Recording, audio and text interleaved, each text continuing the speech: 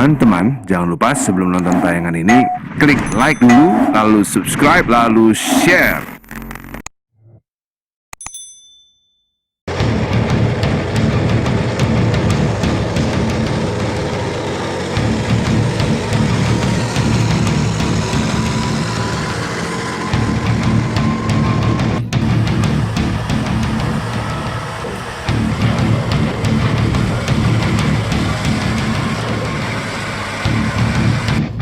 Berbicara soal nuklir, Indonesia bisa dibilang sangat tertinggal dalam hal ini kalau dibandingkan dengan negara-negara lain seperti India, Pakistan, Korea Utara, dan masih banyak yang lainnya.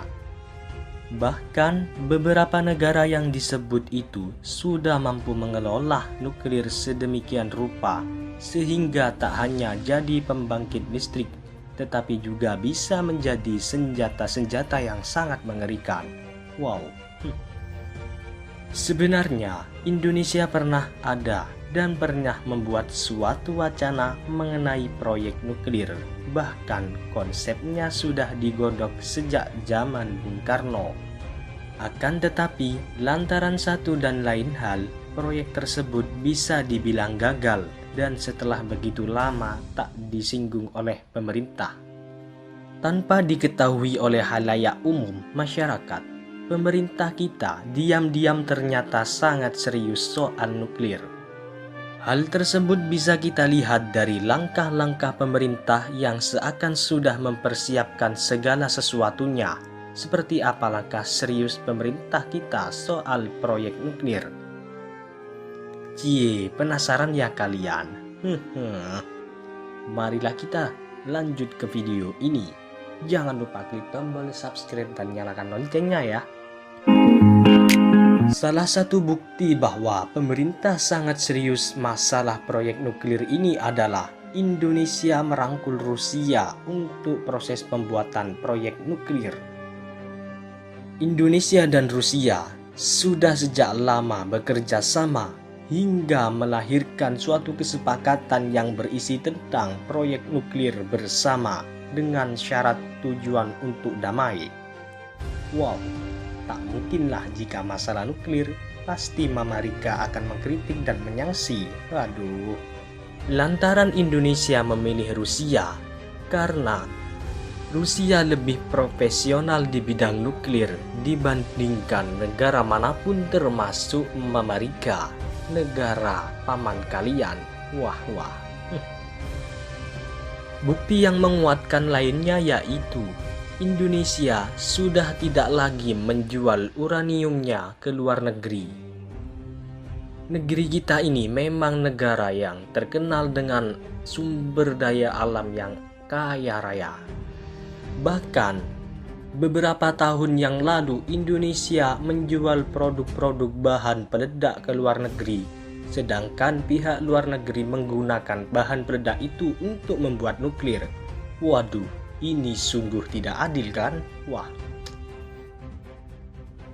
Para ahli menaksir jumlahnya mencapai 76.000 ton uranium yang sudah tidak lagi dijual ke pihak asing. Akan tetapi, uranium yang begitu banyak itu masih belum dimanfaatkan. Sebenarnya, jika pemerintah mau menjual, jelas saja keuntungannya akan lebih banyak.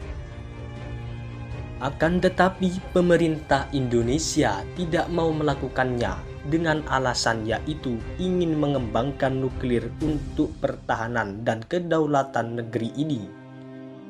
Selanjutnya bukti yang menguatkan lagi yaitu Indonesia ternyata sudah punya reaktor nuklir.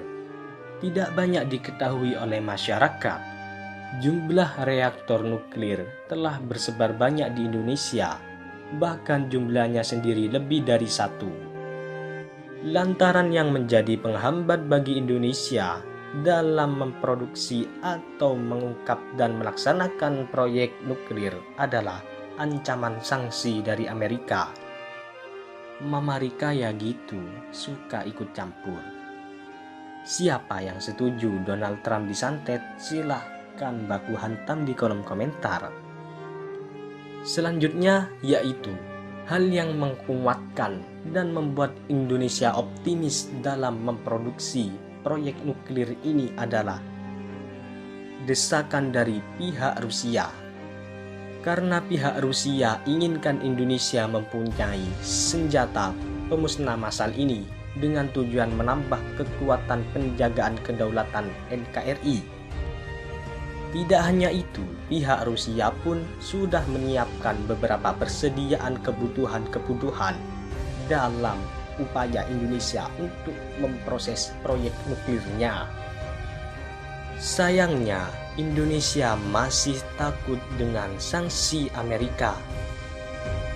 Seperti halnya Korea Utara yang ambisi dalam memproduksi nuklir hingga sampai sekarang ini bermasalah dengan Amerika. Yang menjadi pertanyaannya admin, apakah rencana ini hanya sebatas rencana atau bisa diimplementasikan? Mari kita tunggu kebijakan pemerintah terkait produksi nuklir ini. Siapa yang setuju Indonesia memproduksi nuklir, silahkan baku hantam di kolom komentar.